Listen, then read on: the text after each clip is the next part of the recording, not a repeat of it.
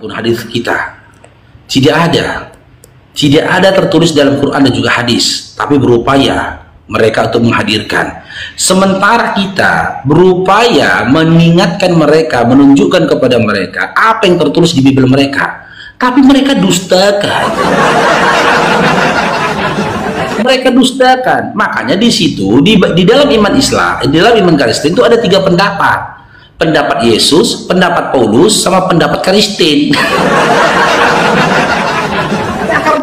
Oh, Markus 12:29, Yesus mengatakan Tuhan Allah itu Tuhan Esa.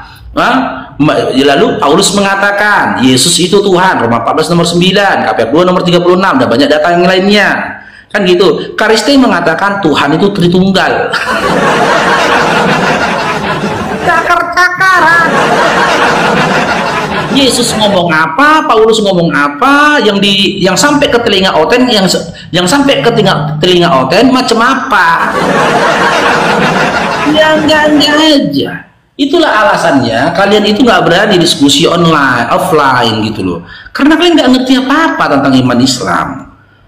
Gitu loh. Sesuatu yang tidak ada sama kalian paksakan. Sesuatu yang ada dalam Babel kalian itu kalian dustakan. Begitu. Oke, coba kita naikkan lagi ya. Tap-tap layar teman-teman ya. Di tap-tap lagi layarnya teman-teman. Ini siapa lah namanya dipanggil ini?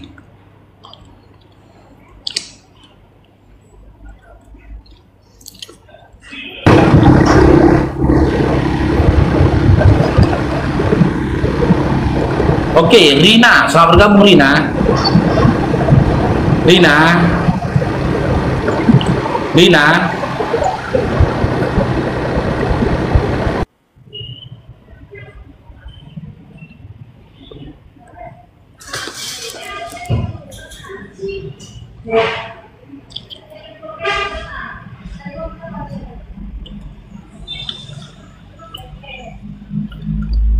Jekin dari tadi minta naik tapi nggak bersuara si Jekin. Ya Zek, selamat bergabung Zek. Halo Zek.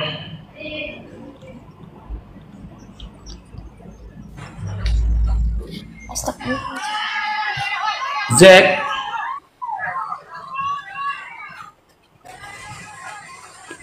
Halo. Ya ampun, cuman mau ngapusin.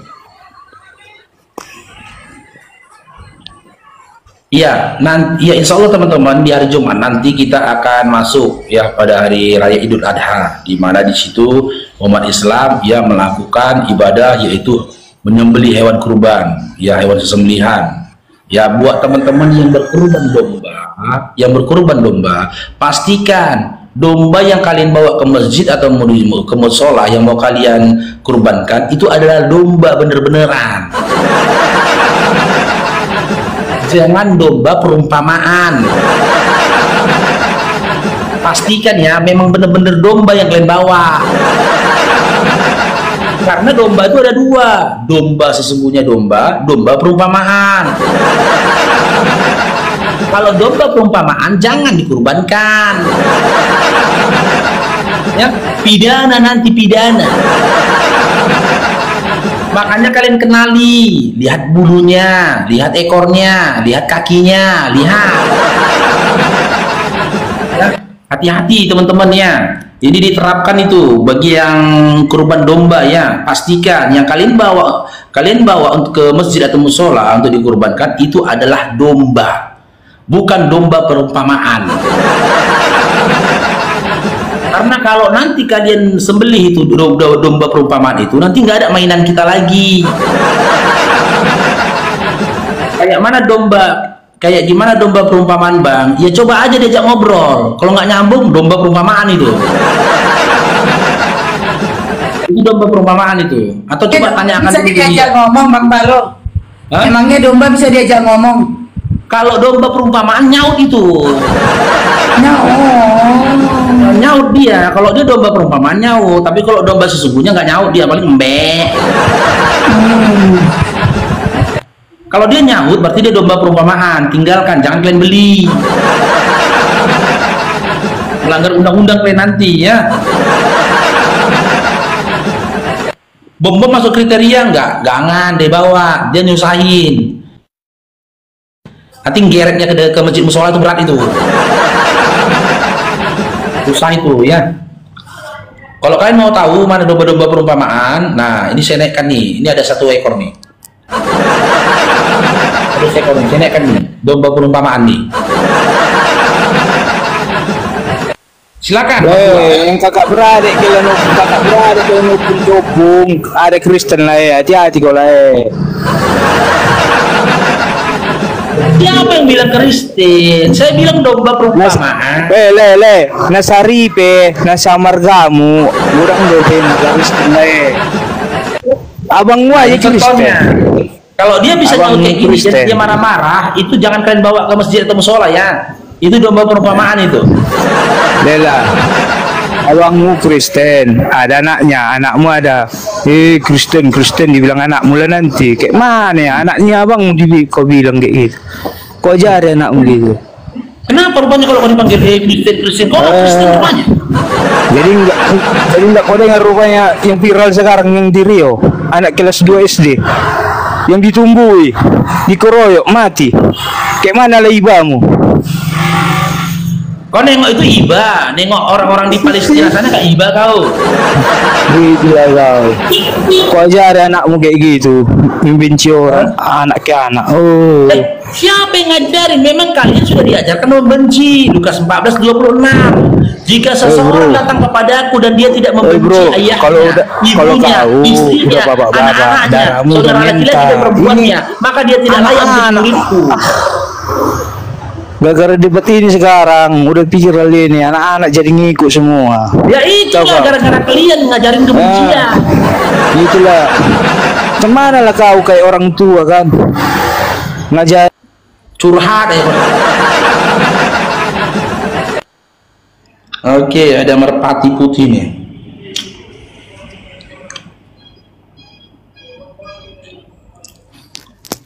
Lompat kau Faruk, lompat kau Faruk, janjimu mana? Lompat kau, lompat. Jangan lari, lompat kau, lompat. Banyak kali dustamu Faruk. Oke, coba kita dalinya kau banyak cakap kau Faruk. Kenapa saya lompat? Kenapa? Lompatlah kau kan berjanji lompat dari Jail Marriott. Tapi gak lompat-lompat sampai sekarang. Kau pendustanya kau. Lompat, mana buktikan dulu. Kenapa? Kau berjanji kau mau lompat. Tapi kau nggak lompat. Macam mananya kau udah kalah debat juga. Iya, Aduh, Faruk. Kalah debat. Ini kita buktikan kalau memang aku kalah. Iya kan? Lompat dulu kalau lompat. Kami lihat dulu janjimu itu. Iya, janjiku apa? Silakan. Kau bilang mau lompat dari Jail Marriott, udah dibuktikan sama si Edis. Mengalihkan pembicaraan kau. Pendustanya kau. Tempenya kau tempe. Kau tahu tempe? Banyak ngomong. Yang saya tanyakan sama Edis, coba sebutkan satu ayat dalam Bible di mana kau dilarang oleh Yesus untuk tok sama emak-emakmu. Lalu Edis menjawab, dengar ini.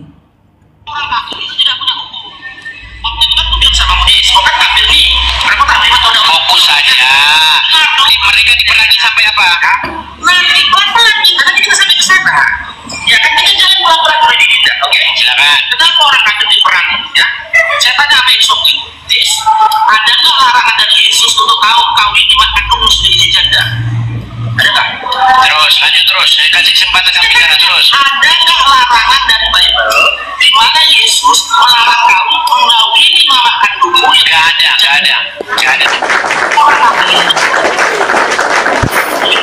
Edis jawab apa teman-teman?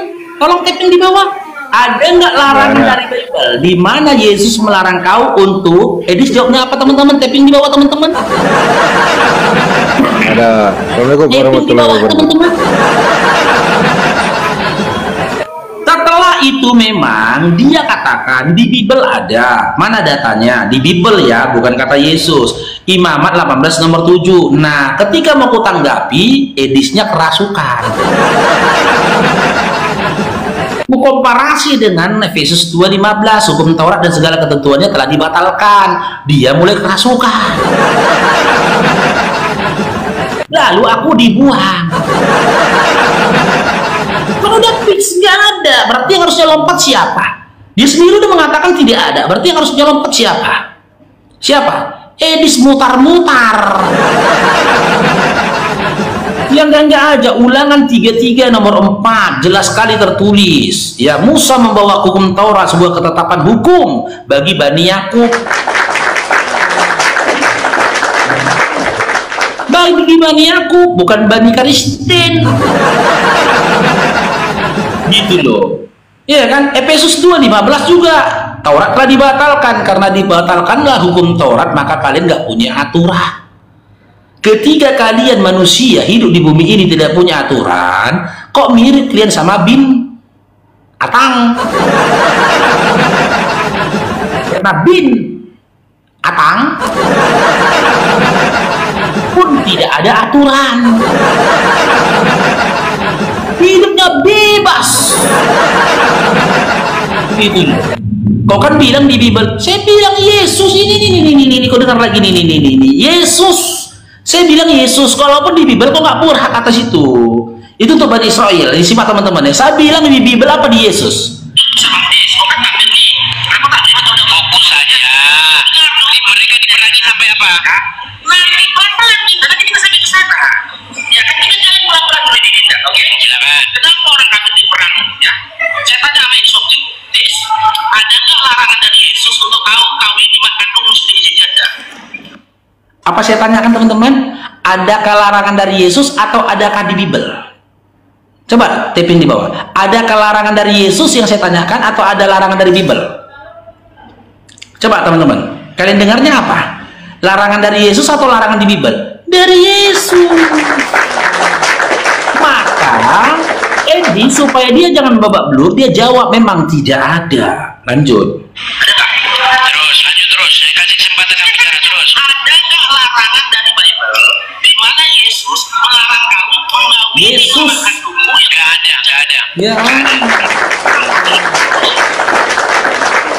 Ya karena perkataannya Yesus ya tertulisnya di Bible, nggak mungkin di majalah Bobo. Ada nggak larangan di Bible di mana Yesus melarang kau? Nggak ada, kata Edis. Berarti kan boleh. Boleh kan? Boleh. Undang-undang kami nanti ya, Ten.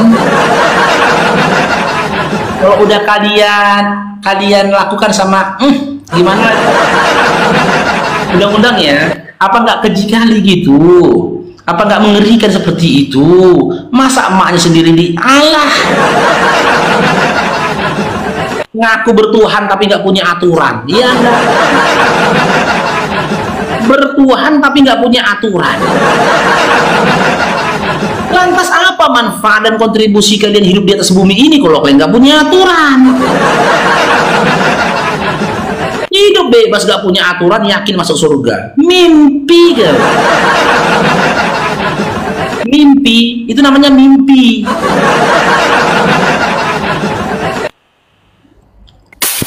Pakai aturan di jalanan biasanya masuk karet, ya kan, masuk penjara gitu, masuk rumah sakit gitu bang ya.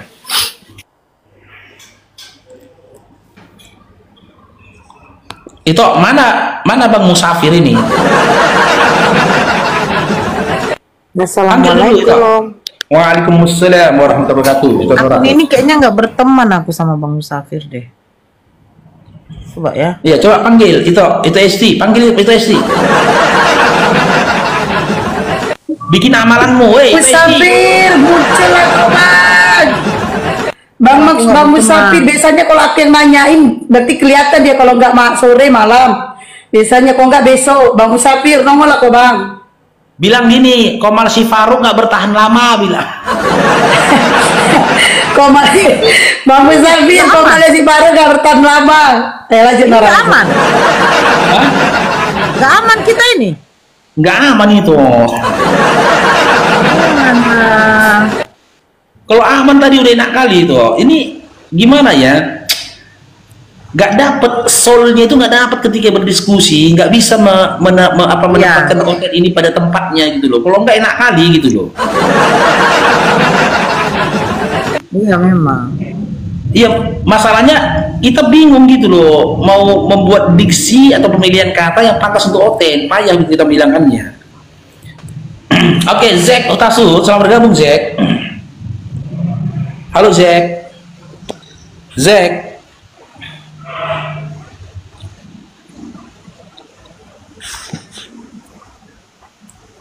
Zack. Oke, izin ya Bang Zack ya, diblokir ya. Karena udah berkali-kali minta naik, nggak mau ngomong. Oke.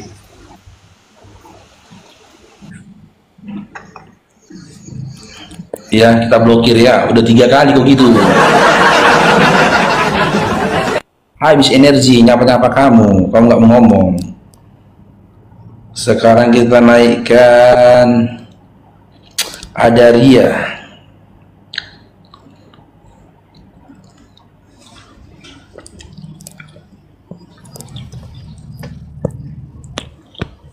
Ria, selamat bergabung Ria. Ria, Kau turunkan Faruk. ya udah kan udah kau dengar kan, dibilang Edis nggak ada, jadi siapa yang lompat? Janjimu apa kalau kau mau pansos? Kelihatan penonton pun sudah menilai, makanya penontonmu pun sepinya nih Faruk. Aku udah bilang. Di situ penonton semua menilai Faruk. Dinda, aku udah sampaikan ya. Kalau perihal tentang jumlah penonton, ya kita dukung. Karisten kumpul aja di Komar Edis. Kami kan tinggal nampung. Kok nggak tahu dari berapa ribu penonton Edis, separuh udah syahadat. Aku aja ini untuk sumut aja repot aku tiap hari loh ngurusin mu'alaf. Jangan di mute, Faruk. Jangan di mute. Kok diam dulu. Gantian ngomong. Kau pun berdebat bawa dayang-dayangmu, nggak berani kau single factor. Aduh, lemah. Aduh, kau bawa dayang-dayangmu ini. Aduh, lemah kau Faruk. Lemah. Gimana? Main kau lemah. Orang Batak lemah, kau lemah. Persis ya. Binatang. Nggak bisa diatur kalian. Maka wajar kalian dikatakan domba. Kalian diumpamakan domba wajar, karena domba itu hewan ternak yang harus digembalakan. Domba lah hewan ternak yang harus digembalakan. Kalau domba nggak digembalakan, dimakannya tanaman orang, dimasukinya rumah orang, diobrak-abriknya baju orang di tiang jemuran. Begitu Dinda, ya persis kalian, karena nggak bisa diatur. Dibilang gantian ngomong wang. Sama kan ke Edis begitu. Apa boleh Edis ditanya? Dia udah bertanya aja malah dibilangnya gak usah kau jawab katanya. Menimpal aja omongan orang, nyerocos itu. Nggak ada aturan, itu loh. Nggak lebih baik Oten ini daripada ateis. Daripada Oten, kalian mending ateis lah kalian. Dari segi akhlak aja lebih bagus lagi akhlak ateis. Berapa ateis kita kenal coba lah. Bagus akhlaknya. Kalau Oten ini, ya Allah ya Tuhanku, nggak bisa diatur. Nggak bisa diatur. Membantah aja kerjanya. Ya kan? Membantah aja kerjanya. Mirip Pinahan. Iya betul si Malaksa ini. Oten tuh mirip Pinahan. Pinahan itu kan kayak gitu. Udah dikasihkan penjelasan gitu loh. Kan? Pinahan mana mau mendengar. Contoh jam 3 sore lah Pinahan itu makan. Kan? Kita terlambat 15 menit gitu loh nyiapkan makanannya. Teriak kita sama Pinahan itu, tunggu lagi ku buatkan makananmu. Gak peduli, mirip Pinahan. Dan memang Pinahan lah yang boleh pek-pek sama induknya. Gak dilarang, gak ada larangannya. Sama mak kalian, kan gak ada dilarang Yesus kalian pek-pek sama mak kalian. Dan Edi sudah mengakui itu, terimalah kenyataan. Dan kalaupun saat ini kalian tidak lakukan itu, bukan berarti kalian benar, tapi kebetulan benar. Kenapa? Karena kalian nggak ingin, nggak pengen. Kalau klien kepengen pek-pek sama mak klien, boleh. Karena apa? Karena nggak ada larangan. Karena tidak ada larangan. Begitu Dinda, ya berarti boleh. Kita lanjutkan yang lain.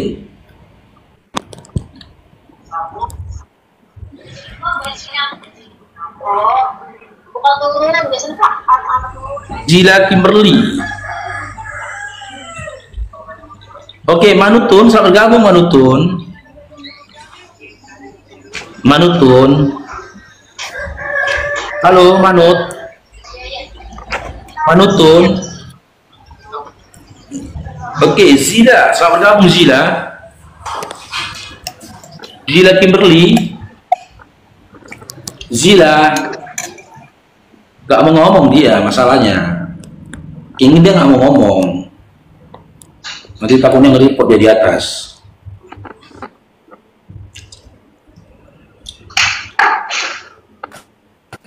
Oke, jadi selamat bergabung Islam Kristen. Kristen baru. Oke, mau diskusi Dinda? Enggak, saya cuma mau bertanya. Kemarin kan kok kau masih live, Faruk? Kok kapan lompatnya itu yang saya tunggu, cinta? Kenapa saya lompat? Lompatlah. Kenapa? Kapan kau lompatnya? Ya, kenapa? Kau bilang nggak ada dalilnya. Ya nggak ada. Mana dalilnya? Yesus melarang kau pepek sama makmu. Mana dalilnya? Imamat itu. Mana dalilnya? Imamat itu. Imam persis ya bin A. Nggak bisa diatur betul. Ini berarti maaf cakap teman-teman ya, kita ada orang berkartu nih gitu loh, ya kan? Udah dia kalah, dia nggak mau bayar. Dia yang kalah, kita yang disuruh bayar, gitu loh. Oten-oten tuh gitu nih itu. Kemudian tentara Romawi, ya kan? Dia yang kalah, kita yang bayar. Makanya saya bilang, ya kan? Lebih baik ateis daripada oten. Nggak bisa dibilangin, ngelawan aja kerjanya. Jawab aja, mau dah jadi dengarkan. Kemauan orang nggak mau dengarkannya. Makanya nggak heran aku dengan oten-oten ini. Aku nih oten, Artan, selamat bergabung Artan.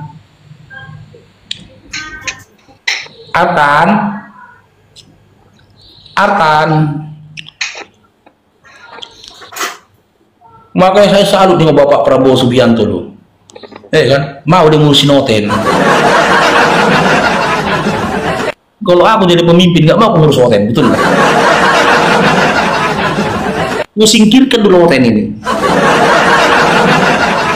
karena merusak ini, jugul-jugul oten ini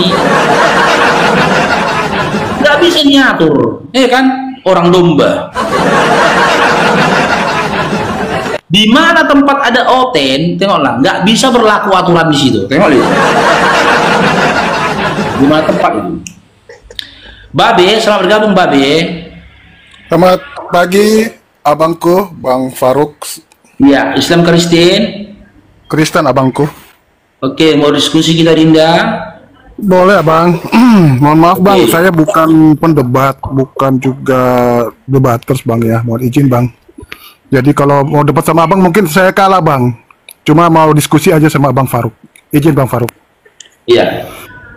Ini biar teman-teman Kristen juga menyimak ya tentang diskusiku sama Edis ini. Coba kita lanjutkan ke Dinda Babe. Sepengetahuannya Dinda Babe, ya kata kawin saya ganti dengan kata kaya. Biar jangan kena Bennett ya, boleh? Iya bang. Iya bang. Kata emak saya ganti dengan ibu ya. Iya bang. Oke. Adakah ayat di Bible di mana Yesus melarang kalian untuk dengan ibu kalian? Adakah? Di Bible Ada, tapi di perjanjian lama, Bang. Iya, apakah di perjanjian lama Yesus sudah lahir? Belum, Bang. Nah, yang saya tanyakan kan dari Yesus ini, bukan di dalam perjanjian lama. Yesus, adakah Yesus melarang kalian atau memberikan aturan pada kalian untuk tidak bolehkah dengan ibu kalian? Izin, Bang, Abang bisa ambil referensi itu dan keluar pertanyaan seperti itu, kenapa, Bang? Izin, Bang. Karena gini loh, ya, Dinda Babe. Ya, Bang. Di dalam Bible kalian ada kisah-kisah yang maaf ya, yang por, ya, yang por, ya, contoh dalam kitab Amsal, Yeskiel, Kidung Agung, itu diceritakan, itu disampaikan gitu loh.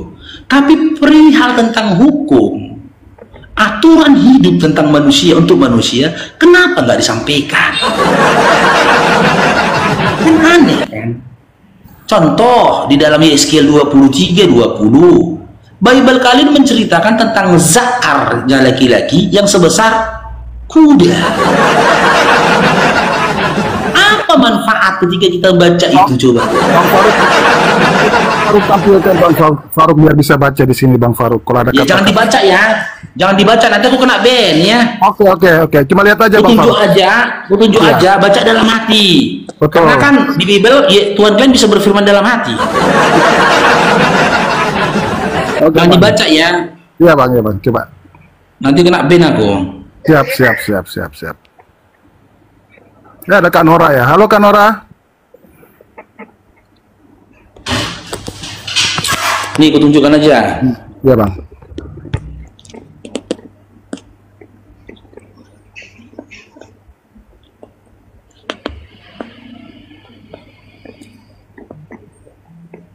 Udah? Udah, Bang, ya. Nah, yang kayak gini dituliskan, disampaikan di Bible. Tapi perihal tentang hukum, seperti yang kutanyakan ini tadi, larangan kalian kah dengan ibu kalian? Nggak ada. Karena tidak ada, seandainya ada umat Kristen yang melakukan itu, dia tuh nggak bisa dikatakan berdosa. Kan nggak bisa dia dikatakan berdosa, karena nggak ada, gitu loh. Larangannya nggak ada. Gimana? Ya, Bang, lanjut, Bang. Nah, karena larangannya tidak ada berarti boleh. Itu pemahaman umumnya. Selayaknya di Indonesia, ya. Karena adanya larangan penggunaan narkoboy, maka nggak boleh pakai narkoboy. Nggak ada larangan di Indonesia untuk gunakan TikTok, maka boleh gunakan TikTok. Meskipun tidak ada pemerintah menyampaikan boleh main TikTok. Nggak perlu pemerintah buat aturan kayak gitu. Dengan tidak ada larangan berarti boleh. Tidak ada larangan untuk makan nasi, berarti boleh makan nasi. Tak perlu menunggu aturan, boleh makan nasi, nggak perlu. Karena tidak ada larangan, maka boleh, gitu loh. Yang jadi pertanyaannya, bukankah itu sesuatu yang menjijikkan gitu loh, Dinda Babe? Iya, Bang. Ya, kalau menurut, mungkin aku juga belum baca tuh, Bang, izin, Bang, ya. Belum baca keseluruhannya gitu loh, Bang. Dari perikopnya apa, judulnya apa namanya itu bahasa kata-kata itu seperti apa gitu, Bang. Nah, jadi dengan kata-kata seperti itu yang tertulis di kitab ini kan semacam sejarah kan, Bang, sejarah yang dituliskan itu kan, Bang, ya.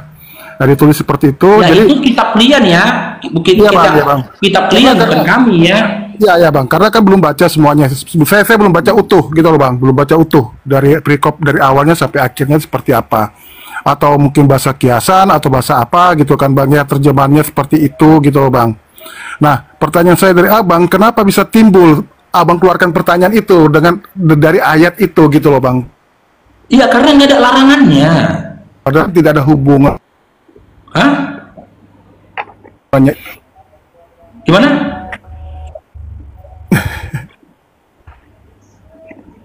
Halo? Abang dengar?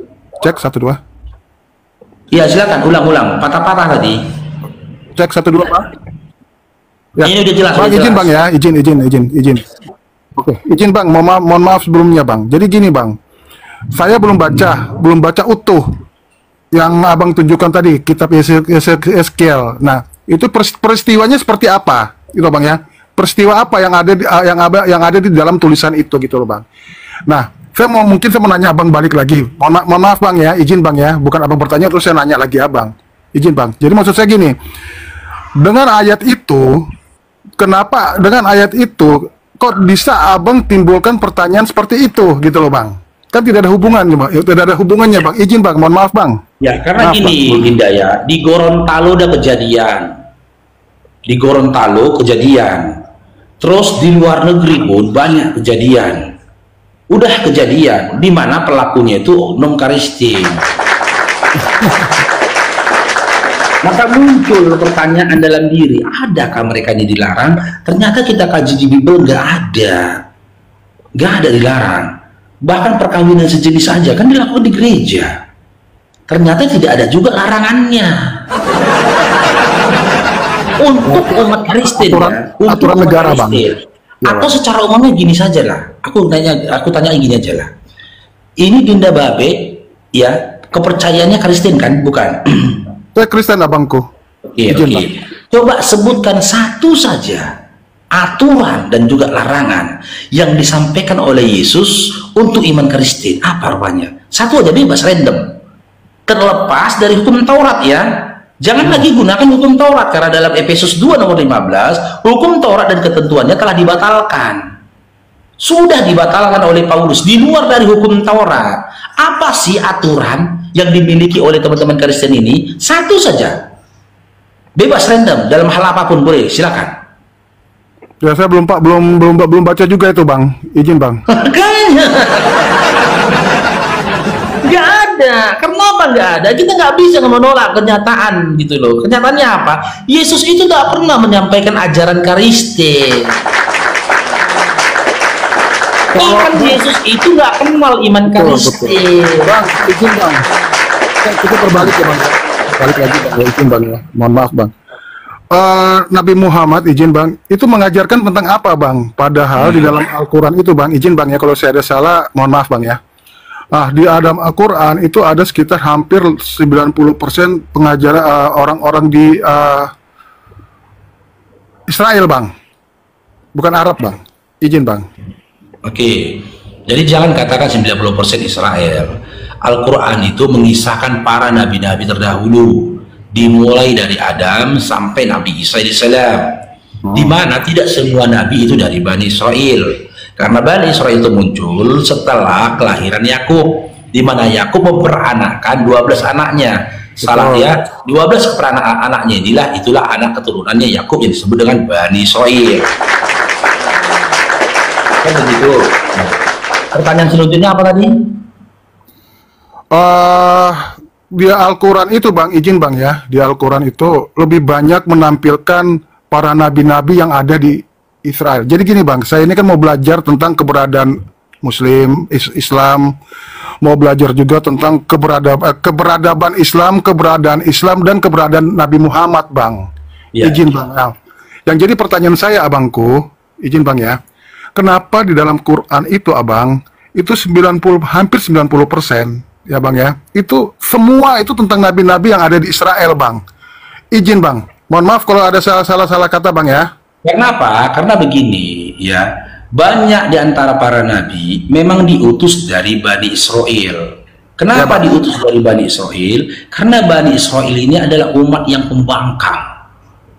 Luar biasa. Setiap kali Nabi diutus kepada mereka, mereka dustakan, selainnya mereka buni. Mereka dustakan dan mereka buni, gitu loh. Makanya ketika menceritakan tentang para nabi, memang benar kebanyakan dari Bani Israel, karena memang lebih banyak nabi-nabi itu dari Bani Israel. Ya bang. Gitu loh. Akan tetapi Allah sudah mempermalukan mereka dan mematahkan ya kesombongan mereka dengan mengutus Nabi sebelum Nabi Muhammad SAW. Siapa? Nabi Isa alaihissalam. Di mana dia dikehendaki lahir tanpa seorang ayah. Itu sebuah pukulan pertama buat Bani Israel karena Nabi yang lahir bukan dari Bani Israel. Tak bisa dikatakan Isa ibnu Maryam itu Bani Israel. Karena apa? Karena dia lahir tanpa seorang ayah. Lalu dilengkapkanlah itu lagi dengan apa? Dengan dilahirkannya lah Nabi dari Bani Arab. Tapi sebelum dari Bani Israel ada banyak Nabi lagi dari Bani Arab. Contoh Nabi Soleh, Nabi Su'aib itu dari Bani Arab. Nabi Zulkarnain itu pun Nabi Zulkifli itu dari Bani Arab. Jadi Nabi Muhammad SAW bukan satu-satunya Nabi yang lahir dari Bani Arab. Boleh ditambahkan sedikit Bang Faruk. Jadi gini Babe, yang ada dapat kita temukan tentang hukum aturan pengajaran para Nabi yang bisa dilihat tulisannya itu ada di Taurat Musa, pengajarannya dari Yahudi. Ya, yang terakhir sampai pada hari ini periwayatannya yaitu Taurat dan Jabur. Kan gitu. Dan Injilnya Nabi Isa alaihissalam atau Bible-nya Yesus disampaikan juga dari itu Bani Israel. Itu yang bisa kita temukan hari ini, pengajaran yang meluas. Itulah kenapa dalam Al-Quran koreksian yang muncul untuk akhir zaman ini adalah tentang Bani Israel banyak. Karena banyak yang terjadi kesilapan, kesalahan, penyimpangan yang harus diluruskan. Itu yang terjadi, Babe ya. Di antaranya. Tuh, oke lanjut. Oke, silakan selanjutnya. Izin abang ya, izin. Jadi tadi kan kita bicara nabi-nabi bang. Ini kan saya mau belajar tentang keberadaan Islam bang ya, izin bang ya. Nanti kalau ada saya salah ngomong, nanti abang bisa tegur saya langsung atau gimana nanti bang. Gitu bang. Gini bang. Pertanyaan saya, apa namanya itu abang? Kita bicara masalah nabi-nabi sebelum Nabi Muhammad gitu kan. Dan setelah ada Nabi Muhammad bang. Nah pertanyaan saya itu mungkin fundamental banget bang, pertanyaan sangat mendasar sekali bang, itu loh. Allah pencipta itu kan adanya pada sebelum ada Nabi Muhammad bang, izin bang. Nah, pertanyaan saya bang, ada pas abad ke-7 muncullah namanya Allah Subhanahu Wa Taala karena ada Nabi Muhammad di situ bang ya, yang mengenalkan Allah Subhanahu Wa Taala bang, izin. Nah pertanyaan saya, andaikan Nabi Muhammad tidak ada, apakah Allah Subhanahu Wa Taala itu ada bang? Izin bang. Sudah? Ya, izin bang ya. Saya kasih data. Mohon maaf bang ya. Ya, saya kasih data dalam Al-Quran surah Asy-Syura ayat 13. Bahkan di zamannya Nuh, Allah sudah ada dan mereka menyembah kepada Allah. Bukan Nabi Muhammad SAW, orang Nabi pertama yang mengarahkan menyembah kepada Allah. Ini ya. Yang terjemahan aja bang ya. Iya. Ayat 13. Ini dia.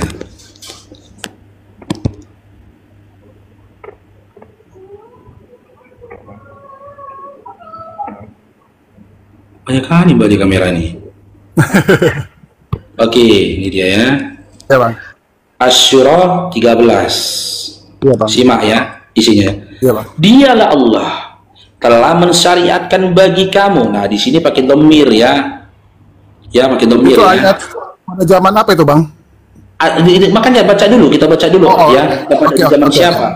Telah mensyariatkan bagi kamu din yang diwasiatkan. Ini dalam originalnya din ya, agama ini ya. Yang diwasiatkan juga kepada Nuh.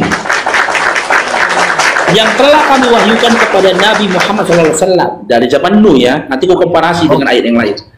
Dan Ibrahim, Musa, dan Isa.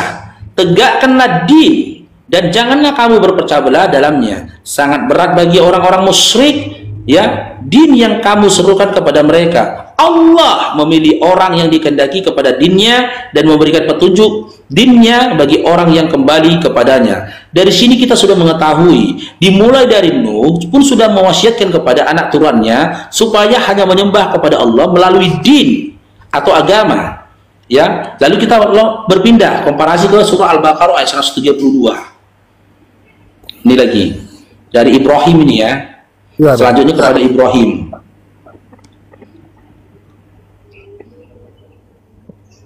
Duh.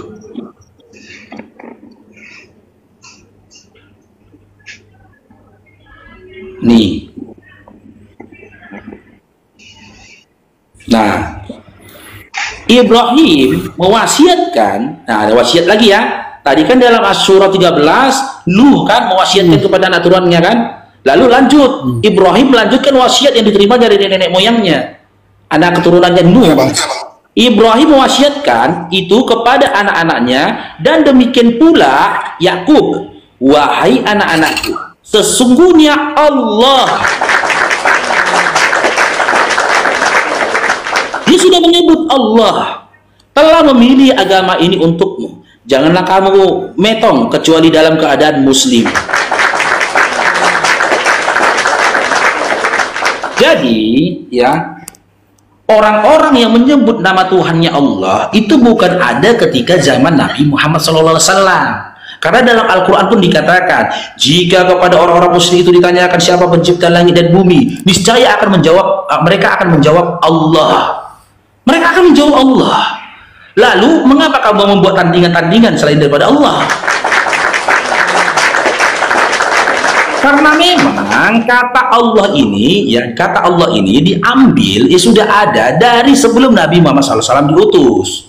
Karena apa? Kata Allah ini bahasa Arab, di mana bahasa Ibrani dan juga bahasa Aramaik itu satu rumpun dengan bahasa Arab. Mungkin penulisan yang berbeda, tapi pelafalannya sama, Allah. Jadi jangan dikatakan Nabi Muhammad SAW Nabi pertama yang menyuruhkan menyembah kepada Allah, gitu loh. Nabi-nabi terdahulu pun berdasarkan Al-Quran, ya, sudah, ya, mengajak untuk menyembah kepada Allah. Sementara di Bible, izinnya, di Bible tidak ada nabi-nabi terdahulu dimulai dari Abraham sampai selanjutnya menyuruhkan menyembah kepada Yesus. Nggak ada. Nggak ada menyuruhkan menyembah kepada Roh Kudus. Nggak ada. Nggak ada menyerukan bahwasanya Tuhan akan turun ke dunia nebus dosa manusia. Nggak ada. Nggak ada. Kalau Anda belajar sejarah, ini kata Allah ini kata tertua ini. Kata tertua ini, dan bahkan dalam Mesir kuno pun sudah ada Allah. Kata Allah. Mungkin ya, tapi mungkin penulisannya berbeda. Contoh lah kan, apa di kita one, W-A-N gitu loh, Latin. Orang Inggris one, tapi tetap dibaca one. Penulisannya W-A-N, ya, penulisan bahasa Inggris itu one. Tapi tetap ketika dilafalkan one. Nah, dan apa yang diserukan oleh nabi-nabi terdahulu dimulai dari Nuh sampai seterusnya sama kan, diwasiatkan hanya menyembah kepada Allah dan janganlah kamu mati kecuali dalam keadaan muslim. Muslim itu pribadinya disebut muslim, berserah diri kepada Allah. Dinnya disebut Islam. Ya, seperti yang tertulis dalam surah Ali Imran ayat 19. Inna dina indallahil Islam. Dinnya disebut Islam, gitu loh. Pelakunya disebut Muslim. Nah, sementara nabi-nabi terdahulu nggak apa-apa, di Bible kalian pun datanya nggak apa-apa, boleh di Bible kalian. Atau di data-data di kitab-kitab lain pun datanya boleh. Adakah di mana nabi-nabi terdahulu mengatakan janganlah kamu mati kecuali dalam keadaan Kristen? Janganlah kamu mati kecuali dalam keadaan jadi pengikut Kristus? Nggak ada, gitu loh. Bahkan tidak ada nabi yang membawa ajaran Kristen. Nggak ada. Siapa nabi yang bawa ajaran Kristen? Oh, Paulus, apostolosnya Yesus, KPR 11 nomor 26. Ya, dialah memang yang mendeklarasikan Kristen. Tapi setiap deklarasi yang disampaikan Paulus itu tidak dapat validasi dari Yesus. Gitu loh. Bahkan dalam 2 Korintus 11:17 dia sudah mengakui apa yang disampaikannya bukan yang merupakan dari firman Tuhan, tapi yang dia dapat dari orang dewa. Jadi dengan kepercayaan dia akan bisa bermegah-megahan. Gitu, tidak baru ya, lanjut. Bang, kita lanjut Bang ya, izin Bang ya. Jadi mohon maaf Bang. Jadi apa namanya itu tulisan sekarang kita kan antara dua agama ini lagi klaim Bang. Klaim Allah dan Allah. Itu kan Bang ya. Siapa ini? Sosok ini gitu loh Bang. Izin Bang. Nah, di dalam tadi saya baca Abang tulis tadi, Abang melafalkan itu Allah itu Allah pada zaman Nuh dulu Bang. Sedangkan pada saat waktu itu kan mereka tidak menggunakan bahasa Arab Bang. Itu loh Bang. Nah, di situ ada lagi namanya Yahweh. Di situ loh Bang. Allah Yahweh. Nah, banyak lagi ada Allah Yehova. Banyak orang mengklaim nama-nama Allah ini seperti itu loh Bang. Ada namanya apalagi lupa saya itu Bang. Nah, seperti itu loh Bang. Nah, Abang bisa Elohim. Abang bisa menyebutkan mengklaim tadi kalau tulisan di Al-Quran itu adalah Allah dengan menggunakan bahasa Arab. Padahal sosoknya kita nggak tahu nih sosok siapa nih, gitu loh Bang. Izin Bang, mohon pencerahannya Bang. Ya, jadi gini ya, ini coba diperbaiki lagi pemahamannya ya. Tidak ada satu kitab pun dari kitab-kitab Yahudi terdahulu di mana Tuhan memperkenalkan dirinya dengan nama Elohim, Yahweh, dan lain-lainnya. Dan itu adalah nama yang diajar-ajarkan oleh manusia, bukan nama yang diperkenalkan oleh Tuhannya Musa. Nah, kalau Anda mengatakan pada saat itu kan Musa tidak menggunakan bahasa Arab, oke, saya tidak mengekang itu. Lalu kita kaji, silakan Anda tunjukkan bukti. Pada masa itu Musa menggunakan bahasa apa? Musa menggunakan bahasa apa? Ya, saya juga kurang tahu juga menggunakan bahasa apa itu. Nah, kalau kisah dalam Al-Quran kami selaras. Ketika Musa menyebut Tuhannya Allah, selaras kenapa? Begini ceritanya Dinda, dalam Quran dikisahkan. Sesaat setelah Musa membunuh ya orang Mesir di tanahnya Fir'aun, dia lari. Dia lari. Kemana dia lari? Ke tanah Madian. Di mana tanah Madian ini ya hidup di situ anak keturunannya Nabi Soleh yang disebut dengan yang bernama Nabi Shu'aib. Itu Arab. Nabi Shu'aib itulah mertuanya Nabi Musa di tanah Madian. Tanah Madian itu tanah Arab. Di situ dia kabur. Disitulah dia bisa memahami bahasa Arab kuno. Ketika dia pulang dari tanah mertuanya, setelah menepati janjinya kepada mertuanya beberapa tahun ngurusin hewan ternak mertuanya, dia berniat kembali ke tanah Mesir. Di tengah jalan, di lembah tua, disitulah dia diangkat menjadi nabi dan rasul. Ketika dia melihat api, maka wajar ketika itu Allah memperkenalkan dirinya dalam bentuk bahasa Arab. Tapi kembali seperti ku bilang tadi, bisa jadi penulisannya berbeda, tapi lafaznya tetap Allah. Dia udah nggak asing, tidak asing bagi Musa untuk bahasa Arab. Karena apa? Karena dia lama tinggal di Madian, tinggal dia di rumah mertuanya bersama dengan mertuanya, yaitu Nabi Shu'aib. Begitu ada korelasi ceritanya. Nah, bagaimana dengan kalian? Gitu loh, sosok Yesus ini orang Yahudi, tinggal di tengah-tengah Yahudi, bahasa sehari-harinya Aram, bahasa Aram. Dia punya murid-muridnya pun Yahudi, Yahudinya menggunakan bahasa Aram. Lah turun kitab Bible itu tadi, gitu loh, diklaim itu adalah perkataan Yesus yang ditulis oleh muridnya Yesus, tapi dalam bentuk bahasa Yunani. Itu lebih tidak masuk akal, tidak masuk akal. Gak ada jejak sejarah antara Yesus muridnya dengan Yunani. Gak ada sejarah. Kalau Musa ada jejak sejarahnya. Ketika dia pernah tinggal di tanah Madian, lalu dia kembali ke Mesir, dia melewati lembah tua pada masa itu. Maka wajar ketika Allah memperkenalkan dirinya dengan nama Allah dalam surat Toha ayat 14, ya benar, kata Allah ini bahasa Arab. Tapi tidak ada yang mengatakan atau mengklaim kata Allah ini bahasa Arab modern.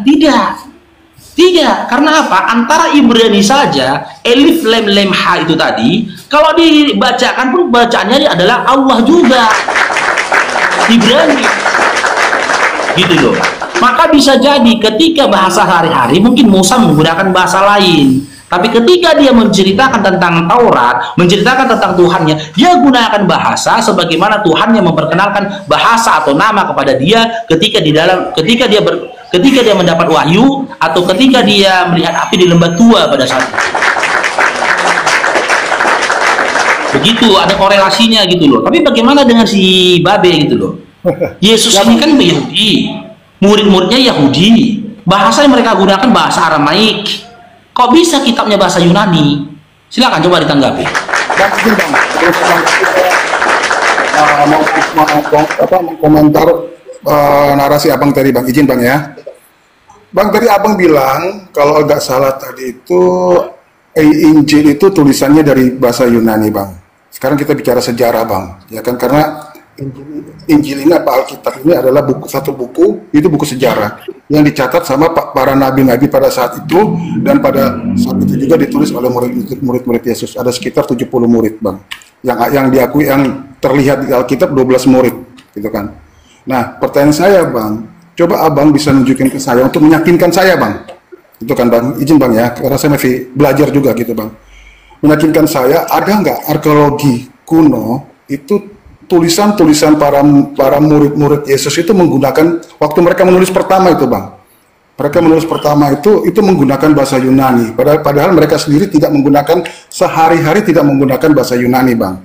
Kalau abang punya, saya pengen lihat, Bang, izin, Bang. Oke, jadi gini, kita tanggapi dulu ya. Tadi Anda katakan yang menuliskan Bible itu paling 5 menit aja, Bang, aku mau turun, ada urusan sebentar, Bang.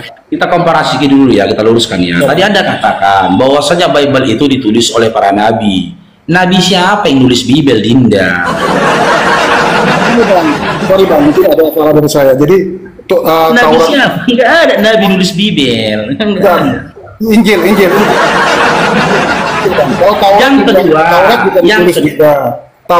Yang kedua, Anda katakan tadi yang menulis Bible itu adalah murid-murid. Muridnya siapa? Muridnya Yesus. Murid Yesus tidak ada di luar dari Bani Israel, karena dia diutus hanya untuk Bani Israel, Matius 10 dan Matius 15. Kalau Anda mau mengetahui fakta sejarah, Anda tinggal ngetik aja itu di Google informasi. Yesus itu hidup di tahun berapa? Di tanah mana?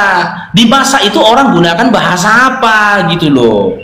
Kan gitu hampir sama juga, Bang. Izin, Bang ya, hampir sama juga. Nabi Muhammad, izin, Bang ya. Nabi Muhammad itu kan kalau saya waktu pernah diskusi sama teman-teman juga, teman-teman di Komal Islam, mungkin sama Bang Dio, Mbak Ustadz Dio juga pernah kita diskusi juga waktu itu, Bang. Kak Nora juga pernah diskusi sama saya juga gitu loh, Bang. Jadi tentang keberadaan Nabi Muhammad itu. Jadi di usia 40 tahun, Bang, izin, Bang ya. Di usia 40 tahun, ini kita kilas balik lagi ke belakang, ke sejarah, Bang. Saya mungkin lebih condong ke belajar tentang Islam, Bang. Izin, Bang ya. Nah, di usia 40 tahun itu Nabi Muhammad itu mendapat wahyu, kalau nggak salah itu di Gua Hiro, Bang. Izin, Bang ya. Pertama kali mendapat wahyu itu adalah mendapat 5 ayat, kalau tidak salah waktu saya diskusi waktu itu. Nah, selama 23 tahun, dari usia 40 tahun sampai usia 63 tahun, beliau kan meninggal 63 tahun, Bang. Nah, saya mendapat informasi dari teman-teman bahwa 23 tahun itu terus pengwahyuan, Bang. Ya kan? Saya tidak tahu pengwahyuan apa, mungkin dari pertama kali malaikat Jibril itu kasih 5 ayat. Setelah itu siapa yang memberikan ayat-ayat itu ke Nabi Muhammad, Bang? Jibril naik turun ngasih seperti itu, Bang. Nah, setelah 63 tahun itu belum ada namanya Al-Qur'an, Bang. Kalau tidak salah, Bang ya. Izin, Bang, kalau saya salah selama itu masih dalam proses pewahyuan, Bang, selama 23 tahun. Nah, setelah 300-400 tahun kemudian baru ada namanya suatu buku, Bang, yang dikumpulkan sama siapa tuh, Bang, kalau nggak salah itu. Nah, itu, Bang. Nah, menurut saya seperti itu, Bang. Jadi seperti apa itu, Bang? Jadi gini ya, Dinda Babe, buat teman-teman adik-adik konten ya, ini saya simak, ini saya jawab dulu ya.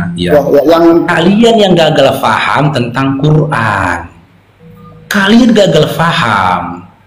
Quran itu bukan yang tertulis, bukan mushaf buku itu bukan Quran, tapi itu Quran yang dituliskan. Quran itu apa yang disampaikan oleh Jibril melalui metode hafalan kepada Nabi. Dengan bahasa sederhananya, Quran itu yang ada dalam kepala kami dan di dalam hati kami. Jadi jangan Anda katakan pada masa itu tidak ada Quran. Ada, tapi belum tertulis. Yang tertulis tertulis itu bukan Quran. Kalau yang tertulis itulah yang disampaikan, tertulis itu adalah Quran. Andai kan terjadi bencana alam, habis semua mushaf Quran, habis kalamullah. Tidak ada lagi Quran. Tapi Quran bukan itu, tapi itu adalah Quran yang dituliskan.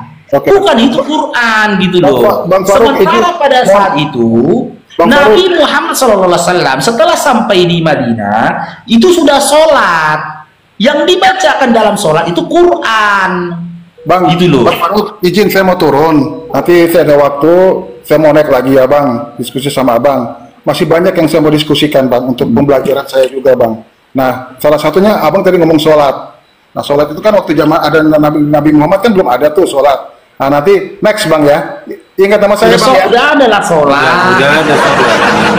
Ya udah nanti zaman Nabi ada sholat. Next Bang Gini ya. aja, nanti kalau kamu ada waktu yang banyak, silakan naiklah diskusi ke Bang Faruk, boleh. Ya, itu dia namaku Bang. Ku follow Abang, follow ya biar sama-sama ini kalau saya tahu Abang ini Bang ya. Izin Bang ya. Izin, saya nggak fallback izin ya. Ini prinsip kembali. Saya nggak fallback Kristen. Bahkan apologet Kristen aja ketika dia follow saya nggak fallback, itu prinsip. Tapi kalau Dinda mau follow saya silahkan. Tapi prinsip saya tidak akan fallback. Itu prinsip. Siap Bang, siap Bang, siap Bang Abang dah. Ya? Siap Bang saya.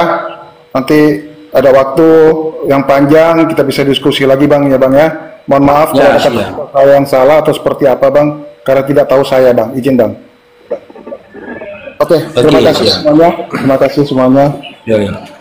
Ya, terima kasih sudah berdiskusi dengan baik Bang. Aku pun nggak follow Oten, nggak fallback. Oten follow aku nggak fallback, bodo amat.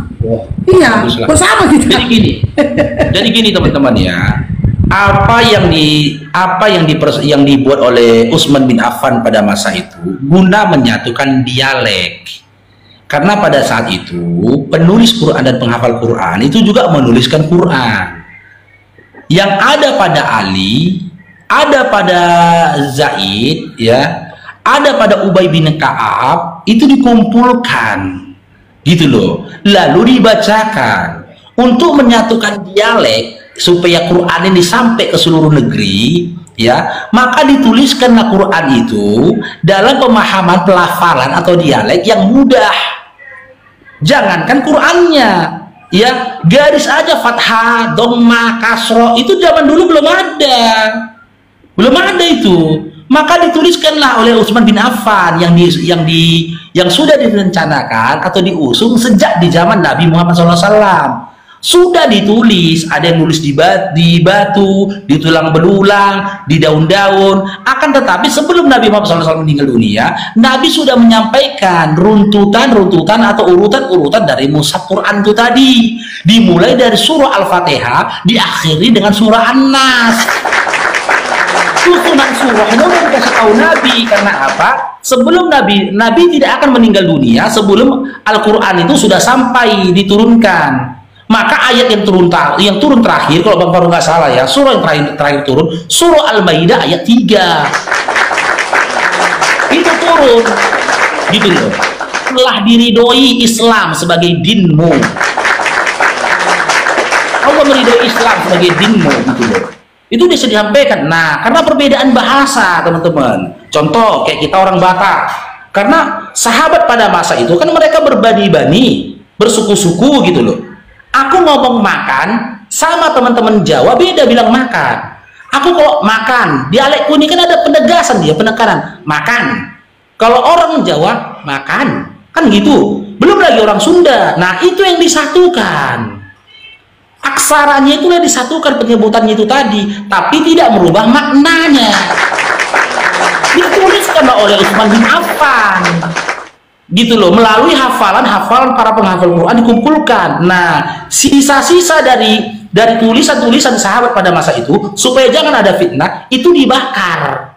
Karena sudah sepakat inilah hasil penyampaian dari para penghafal Quran. Karena memang hakikat Quran itu yang dihafal, bukan yang ditulis.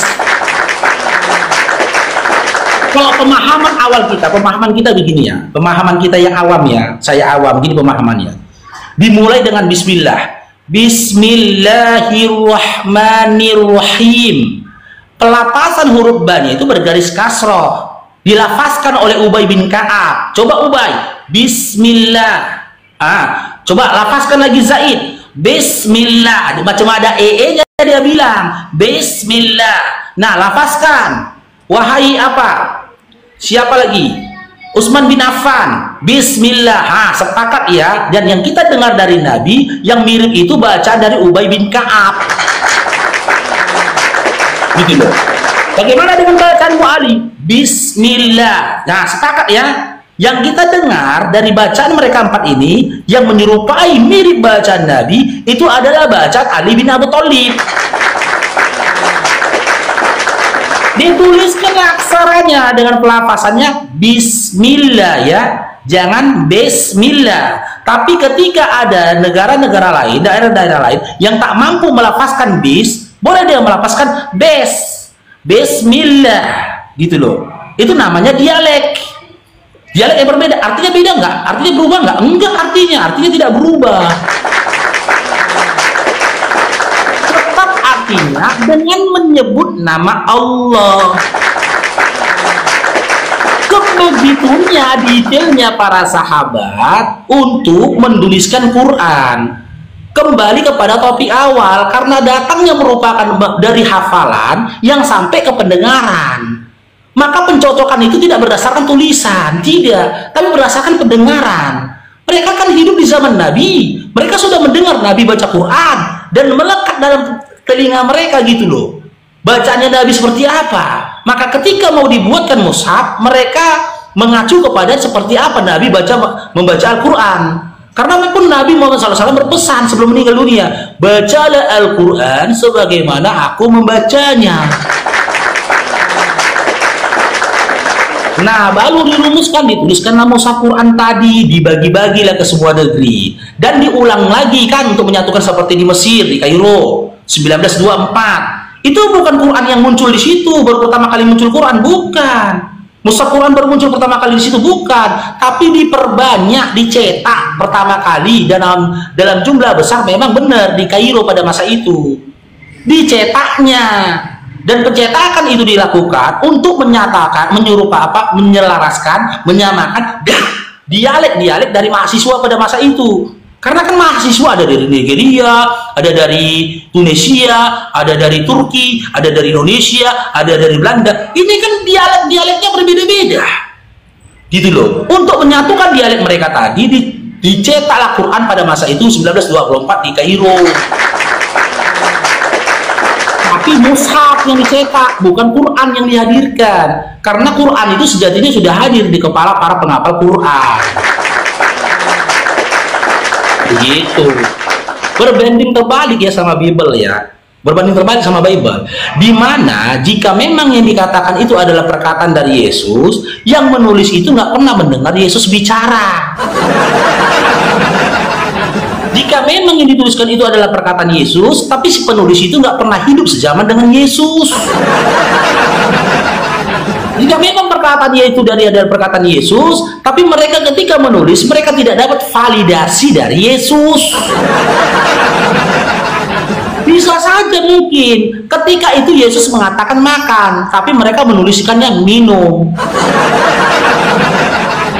Kenapa tidak adanya saksi?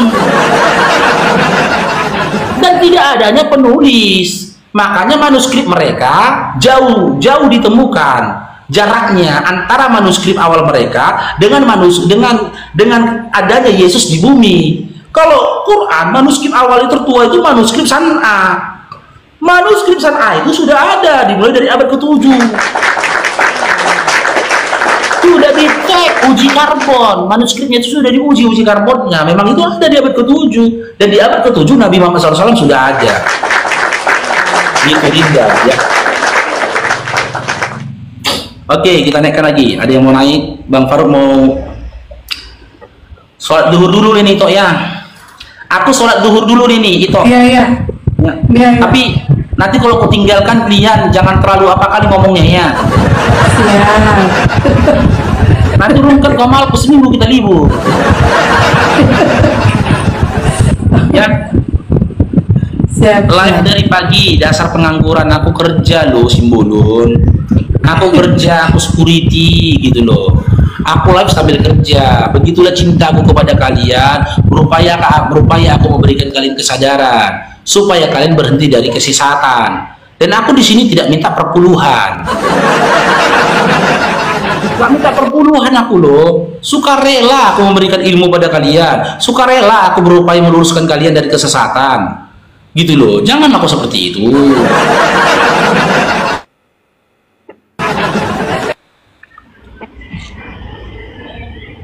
Oke.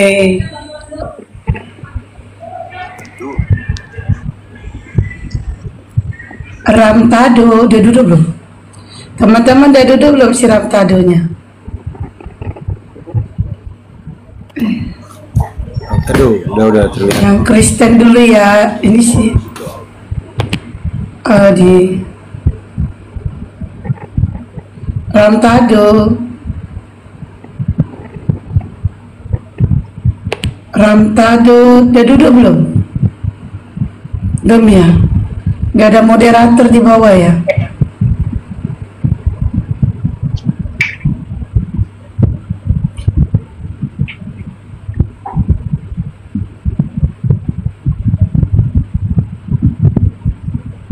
Ramtado, oh Ramtado, di manakah kau berada?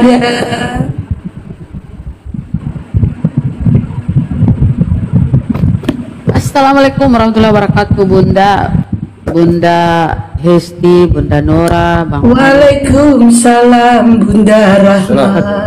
Ustadz Dio, Bang Bejo. Assalamualaikum warahmatullahi wabarakatuh. Narti, selamat siang Narti. Assalamualaikum Kak. Oh Islam, waalaikumsalam. Ada yang mau disampaikan?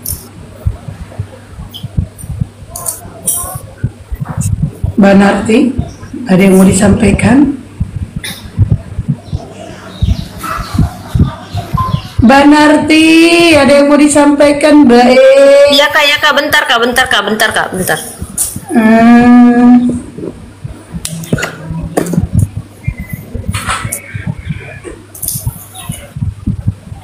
Oke lah, Marasabe, selamat siang Marasabe, Kristen Islam, Marasabe,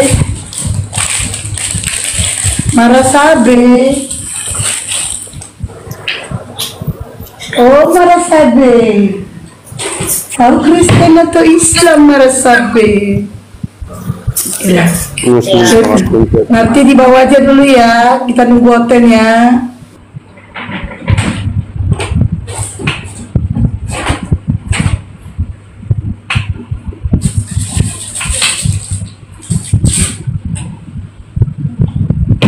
Oke, yang Kristen yang mau diskusi silakan naik, minta permintaan. Kristen, gara Kristen ya.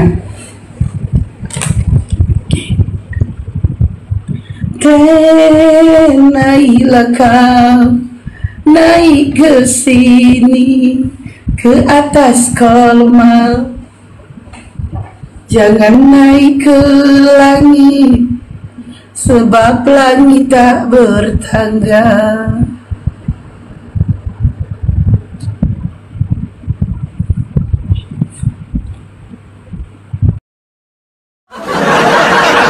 Terpecah menjadi Katolik, terpecah menjadi apa lagi? Menjadi Protestan, terpecah lagi menjadi apa? Saksi Jehovah.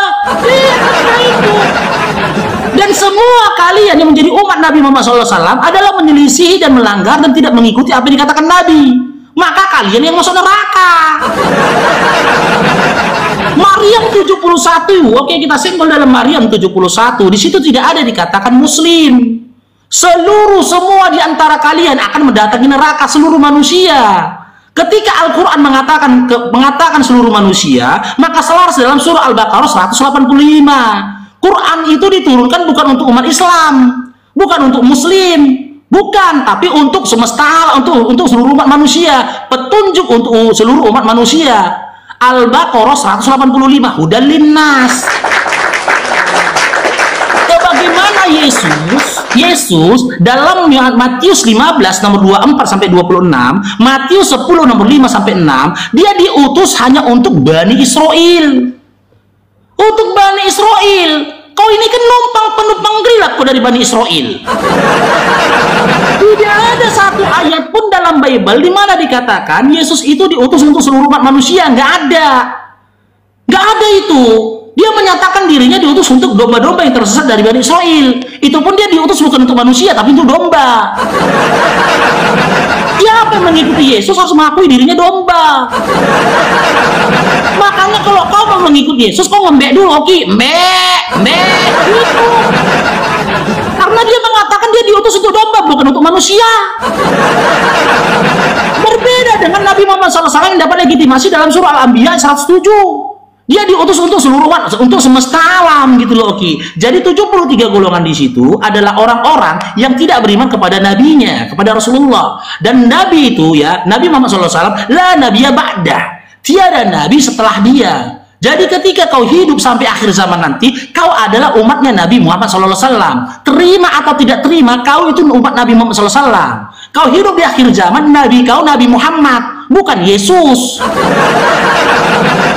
Karena Yesus itu diutus untuk Bani Israel. Dia diutus untuk domba-domba Israel. Saya bilang, kau terima atau tidak terima, nabimu itu Nabi Muhammad SAW. Ketika kau mengingkari itu, kaulah termasuk dalam golongan orang-orang kafir. Dan kamu beserta orang kafir beserta dengan ahli kitab yang lainnya di dalam surah Al-Bayyinah dikatakan kalian akan dilemparkan ke dalam api yang kekal.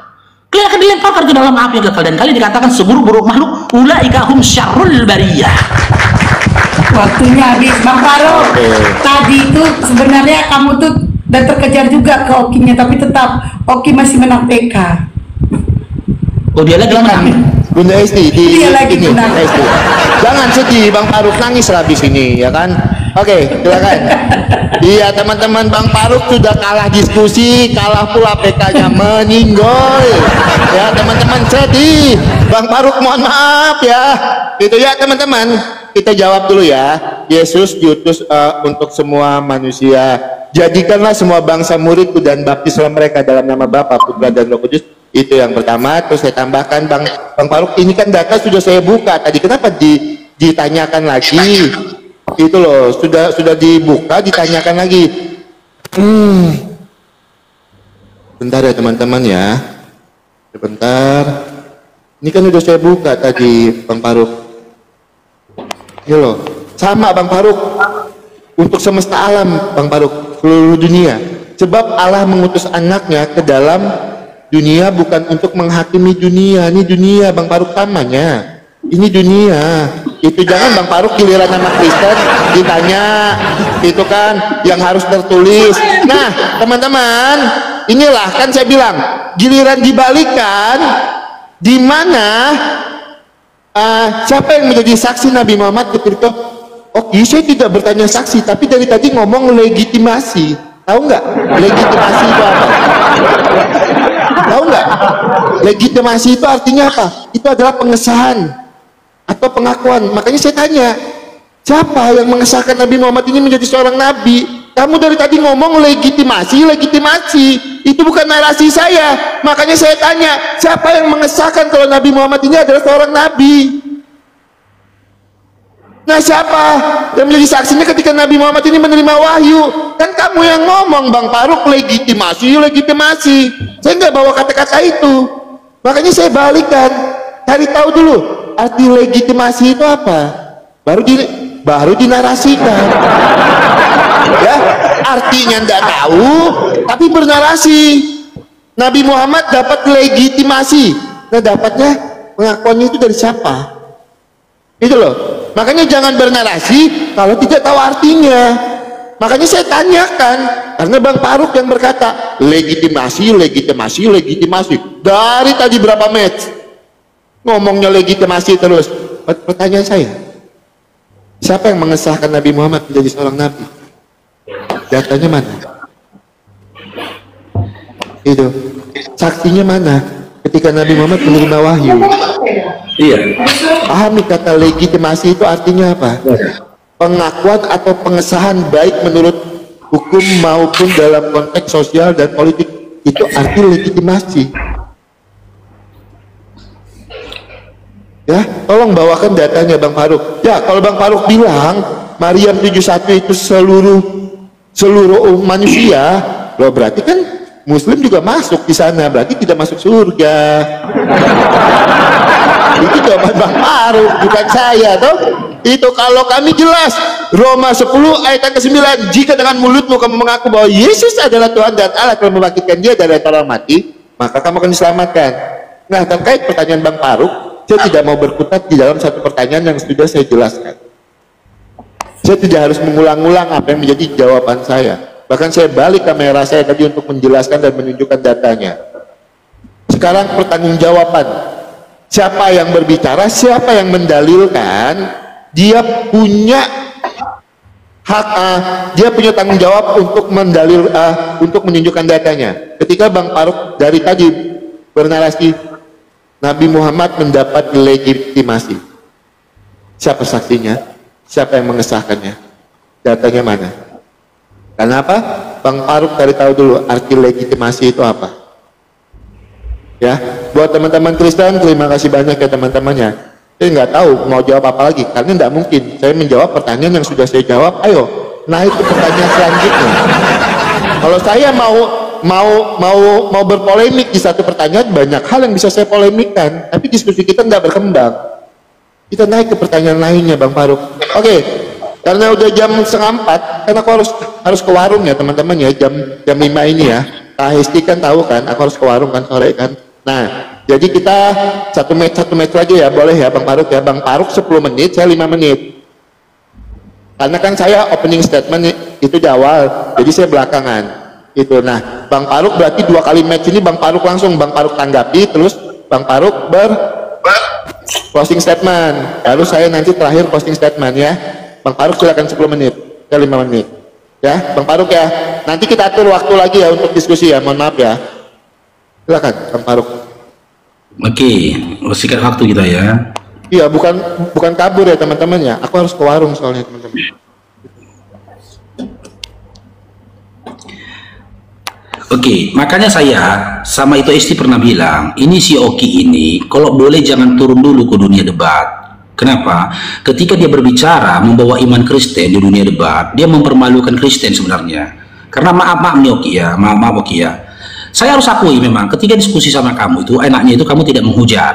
Itu yang saya senangi dari si Oki ini gitu loh. Tapi tentang penguasaan ilmu gitu loh, dia belum memadai. Dia belum memahami Bible. Kau belajar dulu bertahun-tahun, Oki. Kalau Bang Faruk dulu belajar Bible itu hampir 10 tahun Dinda. Belajar Bible itu 10 tahun. Jaminin ya, bener ya teman-teman ya. Tidak ada jaminan keselamatan dalam Bible yang dikatakan Yesus buat teman iman Kristen, buat iman Kristen kecuali perkataan-perkataan dari Paulus.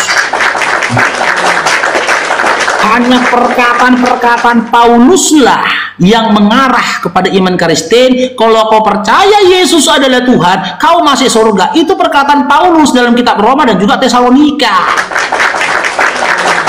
Itu hanya perkataan Paulus, sementara perkataan Yesus sendiri nggak pernah berkata begitu.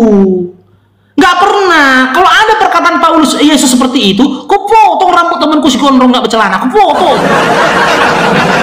Tidak ada satu ayat pun dalam Bible di mana Yesus yang berkata, jika kau percaya aku adalah Tuhanmu, maka kau akan masuk surga. Jika kau percaya aku akan mati lalu bangkit, ya, dan aku adalah Tuhan, maka kau akan masuk surga. Nggak ada, Dinda. Narasi-narasi itu hanya bisa kau dapatkan dari catatan-catatannya Paulus. Dan memang itulah tujuannya Paulus, memanuver tujuan Yesus dari utusan menjadi Tuhan. Dari utusan dia menjadi Tuhan. Itu keinginan Paulus. Tujuannya apa? Supaya kalian termasuk orang-orang yang sesat. Sebagaimana dikatakan Pak Yesus dalam 2 Yohanes 1 nomor 7.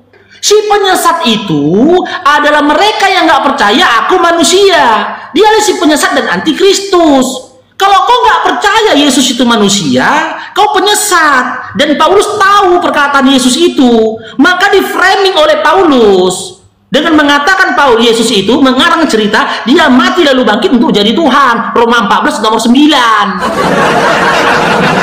Makanya kalian jangan teriak-teriak, kalian pengikut Yesus, kalian pengikut Paulus. Kalian gak akan dapatkan fakta ini, kalian gak akan dapatkan ilmu ini kalau kalian gak pernah baca Bible selesai dari Kejadian sampai Wahyu sambil mentadabulinya. Kalau abang ini dulu, Oki, udah capek aku baca Bible, Dinda. Karena kegemaranku bacalah menghantarkan aku kepada iman dan Islam. Kau bertanya, mana dalilnya? Legitimasi dari Nabi Muhammad SAW dia menjadi Nabi. Baca surah Al-Adab ayat 45. Ini langsung loh. Kalau di dalam dikomparasikan dengan imanmu, ini perkataan Bapak langsung ini. Al-Adab, ini Dinda. Ayat 45, Nabi dulu ya. Ini Nabi dulu nih. Legitimasi dia menjadi Nabi. Langsung dari Allah. Tidak melalui perantara gitu loh. Tidak melalui pernyataan yang sepihak gitu loh. Ya, nih original teksnya ya. Ya ayuhan nabi, kata Allah. Wahai nabi, karena wahyu disampaikan kepada nabi, maka perkataan nabi itu mengarah kepada Nabi Muhammad SAW. Wahai nabi, sesungguhnya kami mengutus engkau untuk menjadi saksi, pemberi kabar gembira dan pemberi peringatan. 45. Adakah ayat seperti ini dalam Bible? Di mana Bapak yang berkata, wahai Yesus, sesungguhnya aku mengutus engkau, ada? Nggak ada. Ada perkataan, adakah ayat seperti ini di dalam Bible? Di mana dikatakan, wahai Paulus, sesungguhnya aku mengutus engkau? Nggak ada. Cuma modal pingsan di tengah jalan, di pinggir jalan, Paulus jadi rasul. Sekarang dalil Nabi Muhammad SAW adalah Rasul, ya, surah Al-Fat ayat 29.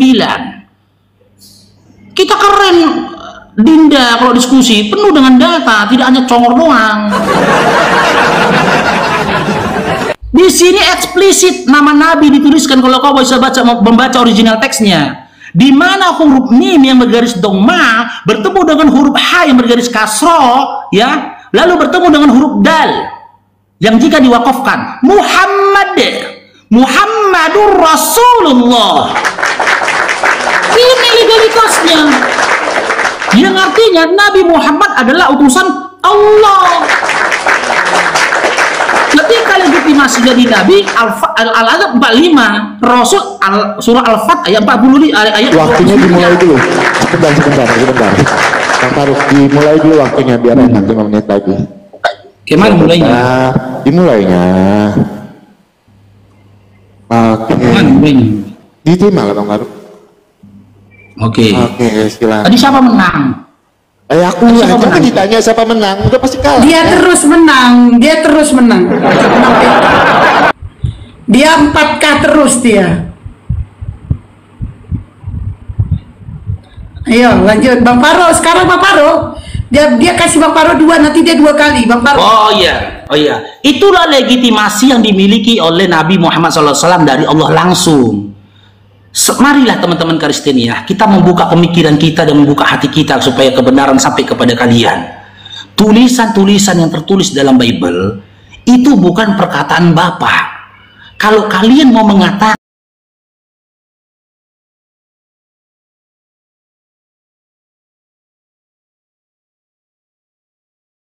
dia kena. Kenapa dia kena ya? Kemana Bang Faruk Kristi? Kena dia. Lumayan loh. Sekarang live YouTube yang nonton rame terus. Gak apa-apa. Iya, kena dia. Gak masalah. Oke lah. Esi, terima kasih banyak ya udah nemenin diskusi ya. Maaf kalau kata saya yang salah ya teman-teman ya. Kak Esi ya, minta maaf ya. Tunggu dulu sebelum turun kau dulu diri. Teman-teman, saya itu gak mau lagi diskusi sama si Oki karena dia gak mau jawab aku nanya. Jadi aku males tuh diskusi. Tapi kalian perlu ketahui, orang yang pertama kali diskusi sama Oki di dunia pertiktokan aku. Orang pertama kali diskusi di dunia aku. Oke. Teman lain biar si Okinya apa sih namanya Ki? Biar kesana kesini apa nama itu? Itu Bang Paro, bukan gitu Bang Paro. Tunggu dia. Bukan gitu. Bang Paro. Tunggu dulu, ku follow dulu. Enggak salah permintaannya itu Bang Paro. Sudahlah, nanti lagi aja. Alah salah Bang Paro mintanya. Nanti aja katanya. Salah mintanya. Ini belum ku follow berarti. Kena benet aku. Udah. Kenapa? Kena benet. Salah ngomong di mana? Dilaporkan ini ujaran kebencian katanya. Perasaanku gak ada. Itulah kayak aku tadi kan. Aku pun gak ada ngomong apa-apa kan. Habislah udang aku nih kok. Ini ada. Nah, bisa ini kalau buka apa kena banned ini akun yang gampang kali kena banned ini. Oh, permanen maksudnya. Iya, ini gampang kali terbanned ini. Ini di HP yang ku bilang ke banned habis itu semua. Oh, Ini kena ujaran kebencian. sayang kali. Ada yang laporkan, makanya teman-teman OTN ini nggak suci main report. Panjang kali, banyak kali laporannya ini. Mana apa dibilangnya? Harus pelanggaran perlakuan. Ujaran. Banyak kali yang melaporkan. Berjamaah orang melaporkannya. Makanya malas nih kayak gini. Tapi tadi tuh banyak loh, si Oki itu sebenarnya kalau mau tuh kena banyak saksi. Tidak ada juga saksi pada saat Gabriel datang menyampaikan firman kepada Maria bahwa dia mengandung, nggak ada saksinya. Banyak dia kena. Terus Roma 10:9, 2 Yohanes 1 nomor 7 dia kena. Yang tidak percaya Yesus datang sebagai manusia, dia adalah penyesat. Berarti si Oki penyesat. Banyak kena si Oki itu, banyak. Cuman malas aja bersama dia itu, nggak menjawab. Woten yang laporkan teman-teman. Memang fix itu datang semua Woten. Padahal aku tadi itu teman-temannya, aku masih membatasi dulu gitu. Membatasi. Iya, masih santai. Kalau aku nggak takut kena banned, lebih dari situ narasi itu tadi gitu. Lebih dari situ. Sakit kali. Hati teman-teman itu sakit kali. Itu sampaikan itu kenyataan. Itu fakta. Terima atau tidak terima? Nah, faktanya gitu ya. Kan tidak ada yang di frame kita full data diskusinya. Ini rungkat seminggu pula itu habislah seminggu. Seminggu. Aku pun tadi kena seminggu yang di rumah itu Bang Paro. Padahal nggak ada ngomong apa-apa kan, masih ngobrol. Nggak ngerti lagu ini. Ya, aku mungkin gini ya, buat teman-teman yang ada di sini, aku mungkin nggak akan live ini selama seminggu teman-teman karena aku nggak ada akun lagi. Ya, tapi itulah aku lupa aku teman-teman. Aku masih banyak stok madu nih, kalian belilah dulu madunya. Seminggu nggak bisa jual ini. Ayo saudara-saudaraku beli madunya Bang Paro. Belilah kalau beli. Ada penontonmu banyak loh Bang Paro, kok bisa kena tadi itu ya? Itulah, makanya gini teman-teman, tolonglah belilah madu Bang Farouk teman-teman. Kalau kalian butuhkan madu, karena apa? Ya kalian sama-sama tahu ya teman-teman, keuntungan dari madu ini ya itu Bang Farouk prioritaskan untuk kebutuhan anak-anak TPA. Ya, anak-anak TPA. Ketika nanti Bang Farouk tidak live, ya, dan Bang Farouk juga nggak jualan, ya, Bang Farouk itu tidak memiliki anggaran untuk menutupi kebutuhan dari anak-anak TPA, belum lagi anak-anak yatim kita teman-temannya. Oleh karena itu buat teman-temannya, ini sampai ke YouTube ini toh? Belum, karena tadi aku lari ke YouTube mau jadi rungkat. Jadi ini kan YouTube, ini kan akunku. Ini, udah lanjut. Kalian belilah maduku ya teman-temannya. Bang Farouk jual madu 180.000. Aku tunggu di banned baru ingat jualan. Kok bisa gitu aku ya? Jual di banned Bang Farouk dari pagi tadi aku jualan. Aman. Setelah aku ke banned baru aku teringat, aduh cemana jualan aku ini sih pikirku kan. Tapi kok lagi narasi tadi. Tapi jujur ya, aku masuk angin aku sebenarnya. Masuk angin aku ini berdagang ini. Ya, tapi ini kalau akun ini kita paksakan live itu nggak lama ini. Aku buka komal ini 30 menit aja ngungkat ini akun ini. Percuma itu. Karena memang akun ini sudah kena. Tapi ya, tolong bantu teman-teman ya bagi yang mau Bang Faruk beli madu lah teman-temannya, biar Bang Faruk bisa mencari. Tapi Bang Faruk, tapi kan Bang Faruk kan, kalau jujur ya, kalau misalnya kita itu kena beb, sebenarnya udah malas mau diskusi lagi kan, udah patah semangat kan.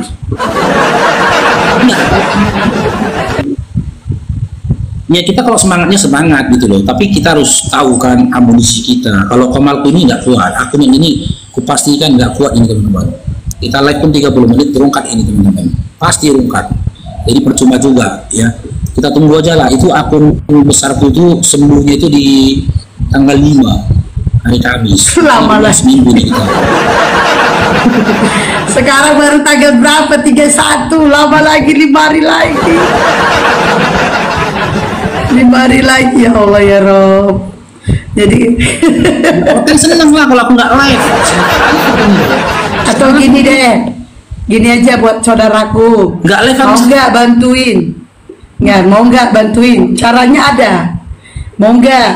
Kalau kalian mau bantuin Bang Faruk supaya live lagi, belikan Bang Faruk HP, harga murah aja, yang 2 juta 3 juta. Terus Bang Faruk bikin akun baru. Mana bisa live, nggak ada followersnya. Bang Faruk, kau di sini masuk ke sini aja 1 jam aja udah 1000 followersnya. Kau di sini aja 1 jam aja kau minta di follow udah 1000. Orang-orang juga pada suka kau yang buka Komal. Udah. Nggak bisa. Gimana aku mau buka Komal?